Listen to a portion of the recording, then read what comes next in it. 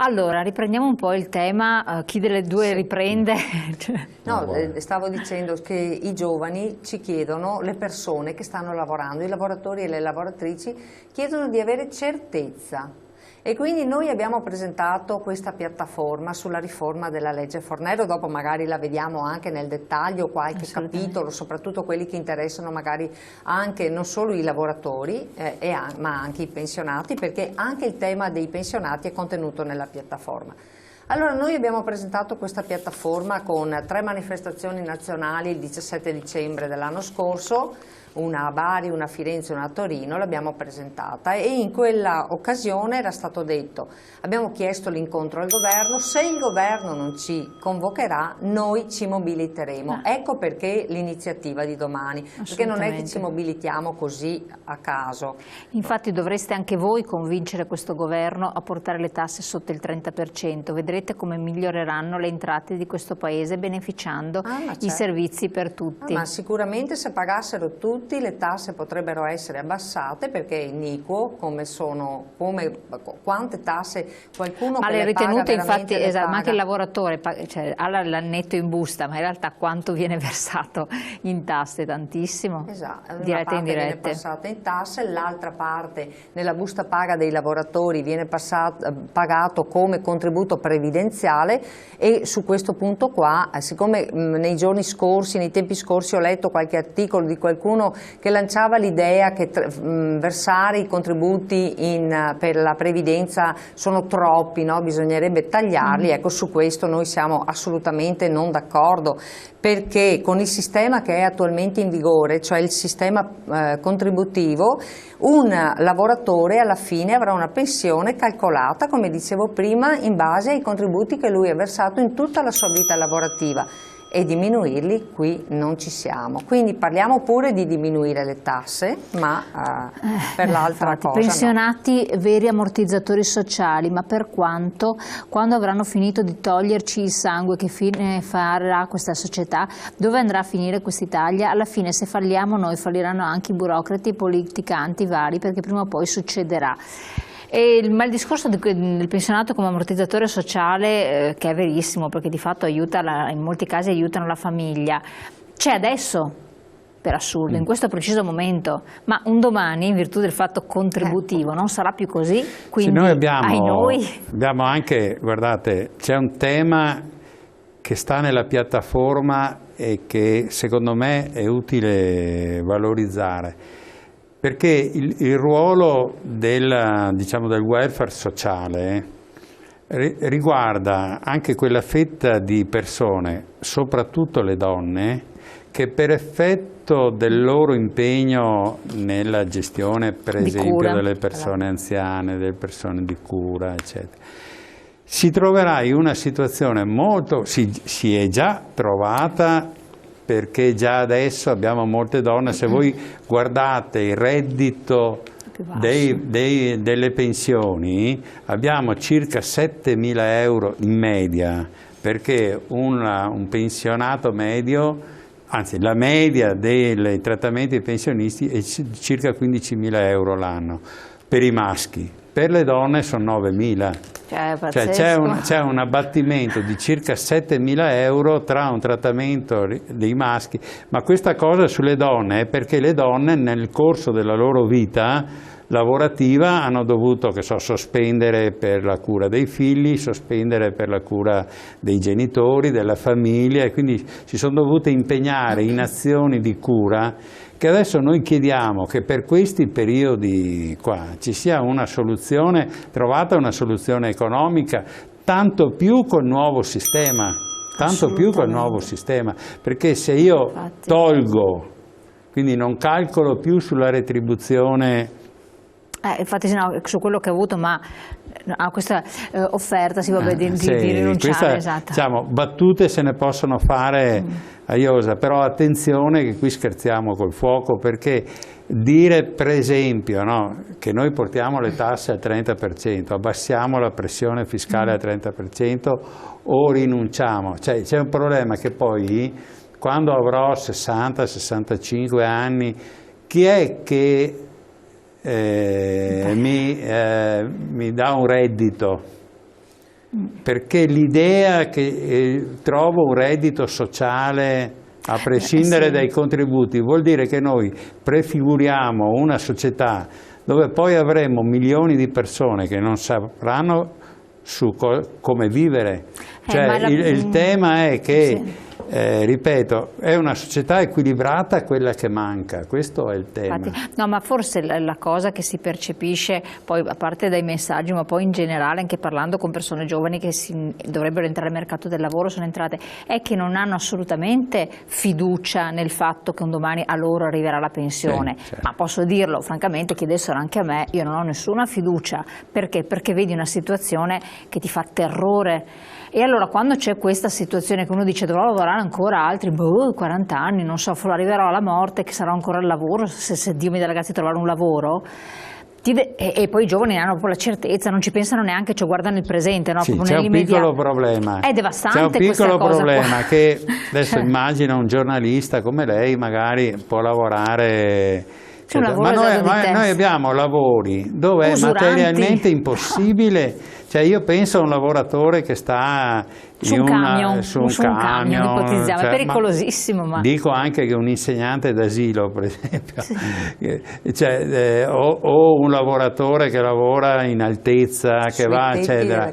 Com'è possibile pensare che questi lavori siano tutti regolati nel momento dell'uscita allo stesso modo? È una follia. Cioè l'idea dei individuali lavoratori, lavori usuranti. Assolutamente, ma è una cosa, secondo me è fuori dalle logiche, cioè sembra un provvedimento di emergenza. Bisogna finanziare un corso di formazione ai nostri politici. In America, dove in momenti di crisi lo Stato investe abbassando le tasse, noi facciamo l'esatto opposto, o sono ciechi o lo sono io, perché i risultati sono sotto gli occhi di tutti.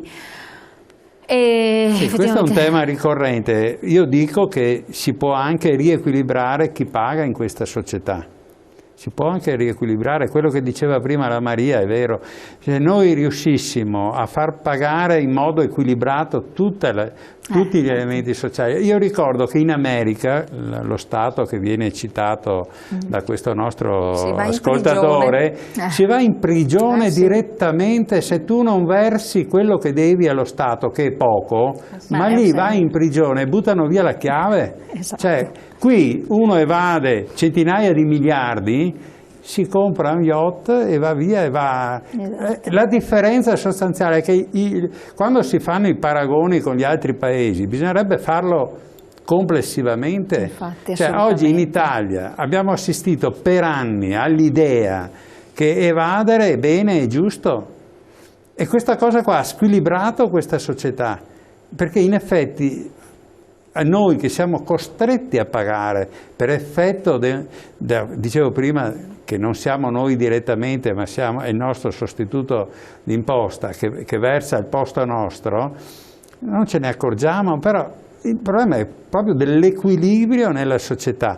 Io dico che la manifestazione, le manifestazioni, le iniziative è bene che riprendano in modo unitario, perché dobbiamo sapere che da questa situazione è in atto uno scontro che poi potrebbe anche ingenerare nei governanti l'idea che si possa continuare con la strada che è stata introdotta negli ultimi. Perché adesso sento troppe volte dire che c'è il problema dei pensionati, delle troppe pensioni, anche lo stesso tema delle pensioni d'oro. Guardate, per noi le pensioni d'oro non sono le pensioni dei lavoratori che hanno fatto dei versamenti, per noi le pensioni d'oro sono le pensioni di quei soggetti che prendono svariate migliaia di euro e non a fronte di versamenti contributivi, perché se uno ha fatto i versamenti e per effetto del sistema di calcolo gli aspettano 3, 4, 5 mila euro, non è quello il punto.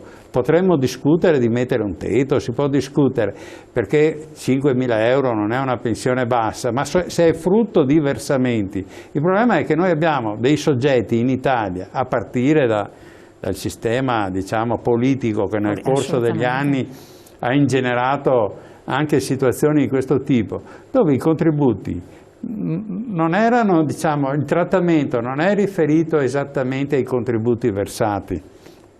Infatti. Quindi diciamo che il sistema, però io dico che noi siamo in piazza,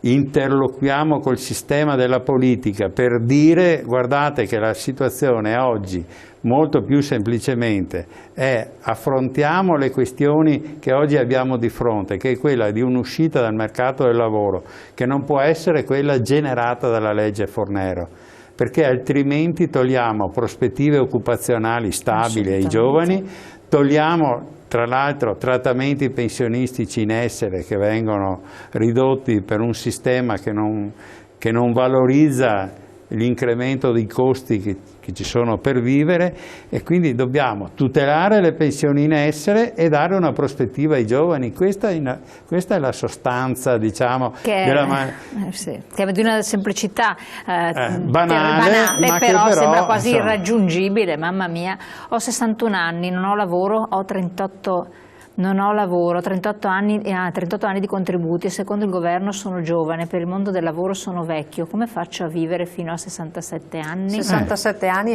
e 10 mesi come fa? Ad oggi, Appunto è per questo che la nostra piattaforma prevede nei vari punti anche di un'uscita dal mondo del lavoro flessibile. Per questo signore certamente che ha già 38 anni di contributi versati e 61 anni di età potrebbe, se si ripristinassero le quote, ecco che potrebbe accedere al pensionamento come era una volta, che si univa l'età pensionabile con l'età della persona con l'età contributiva, cioè con quanti contributi aveva versato. Noi chiediamo proprio che sia ripristinato un accesso flessibile al pensionamento. È una cosa, adesso la legge Fornero molto rigidamente ha bloccato proprio in prossimità di uscita, no, di tanti uomini e tante donne, lavoratori e lavoratrici, gli ha bloccato la pensione, e questo ce lo dicono i dati.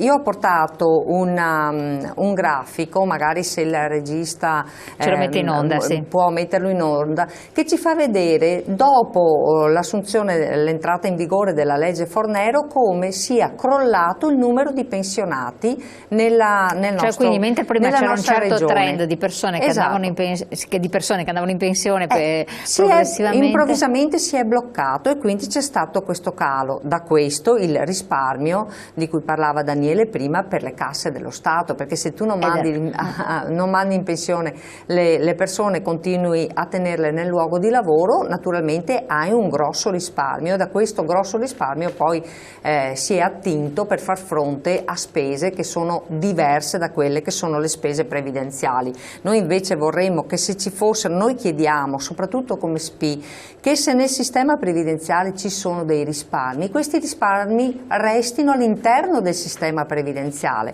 per esempio per far fronte alle pensioni dei giovani. Ecco, vedete il crollo, questo è un grafico che parte dal 2007 e va fino al 2014, e nel 2015 i dati li stanno proprio elaborando in questi giorni, e vedremo che nel 2015 c'è un recupero. Però, come vedete, dopo la Fornero è del 2011, nel 2012 poi sono andate in pensioni tutte le persone che avevano maturato i requisiti entro il 31 dicembre del 2011, e poi vedete il crollo del numero di pensionati. Questa è una tabella del Veneto, mentre negli anni precedenti si manteneva sostanzialmente o quasi uguale, e poi l'effetto di questa legge qua nessuno va più in pensione se non per raggiunti i limiti. Lo leggiamo. Tra l'altro proprio ieri o l'altro ieri sono usciti i dati, invece questi sono i pensionati, sono usciti i dati relativi alle pensioni, magari vediamo questo dopo. Tutti fissati sull'evasione fiscale, esempio, se 8 idraulici che lavoravano in un'unica ditta sono rimasti senza lavoro per ditta fallita causa non aver mai evaso le tasse, è normale che se non trovano più lavoro vadano con Vespa, borsa e ferri a cambiare rubinetti in nero. L'evasione l'ha creata lo Stato. Ma non lo so. Va bene, dicevo che sono usciti i dati delle pensioni proprio 2 giorni fa, E cosa ci dicono questi dati? Beh, a parte insomma il dato che adesso in Italia ci sono 18 milioni di pensioni, perché poi un pensionato potrebbe avere anche più di una pensione, no? L'abbiamo visto ancora, sì, magari la propria sì, perché ha lavorato, e la pensione di reversibilità, quindi ha 2 pensioni, in questo caso il pensionato. Sono usciti questi dati che ci dicono una cosa: la spesa per le pensioni, stiamo parlando di pensioni erogate dall'INPS, sì. La spesa per le pensioni è circa 200 miliardi, è 196 miliardi, non mi ricordo, ed è coperta interamente, no? Per quanto riguarda le pensioni previdenziali, sì, frutto quindi di contributi versati, ed è pagata interamente dai contributi di coloro che attualmente stanno lavorando. Questo sistema si chiama sistema a ripartizione, che è il sistema che è in vigore nel nostro paese. Io pago le pensioni dei pensionati di oggi con i contributi dei lavoratori di oggi, è questo il sistema. E allora dicevo, 196 miliardi, scusate, il costo delle pensioni, pagati interamente dai contributi previdenziali, quelle previdenziali. 20 miliardi di questi 196 miliardi sono invece le prestazioni assistenziali, quelle che sono gli assegni sociali, le vecchie pensioni sociali, l'indennità di accompagnamento, la pensione, l'assegno per gli invalidi civili, che sono invece prestazioni che non sono derivate da versamenti di contributi versati. Come vedete, il sistema si regge perché oggi le pensioni vengono pagate interamente dai contributi dei lavoratori.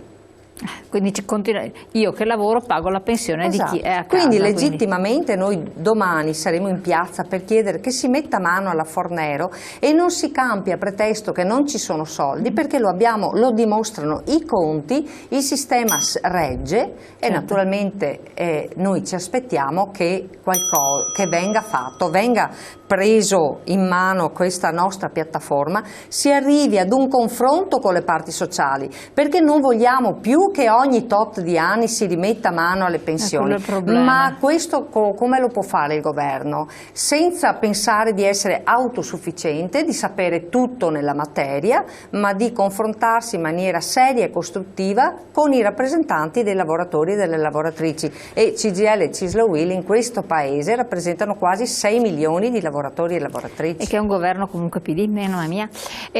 Cosa rispondete? Allora, gli obiettivi sono sostanzialmente questi: accesso flessibile al pensionamento. Dopo 41 anni di contributi basta, si va in pensione,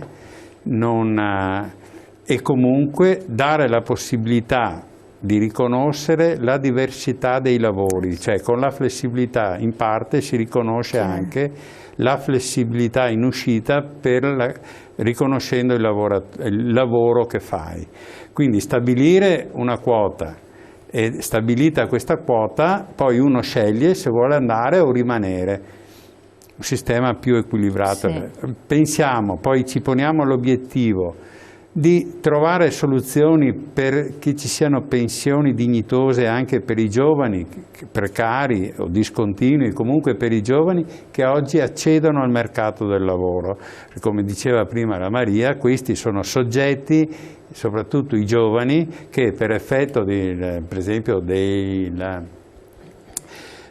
partite IVA, no? Dei versamenti e partite IVA, tutte queste persone hanno, diciamo, la necessità di trovare delle certezze in modo che il sistema sia equilibrato. Ecco, io ve ne interrompo un attimo perché abbiamo una pubblicità che incombe, abbiamo altri 2 punti, ma lo dico dopo. No, infatti, siccome sono anche importanti, perché poi giustamente uno dice, ma la manifestazione a che cosa è volta? Cioè non solo un aspetto, ma ce ne sono diverse le voci e sono molto importanti. Andiamo subito in pubblicità velocissime e poi ritorniamo insieme.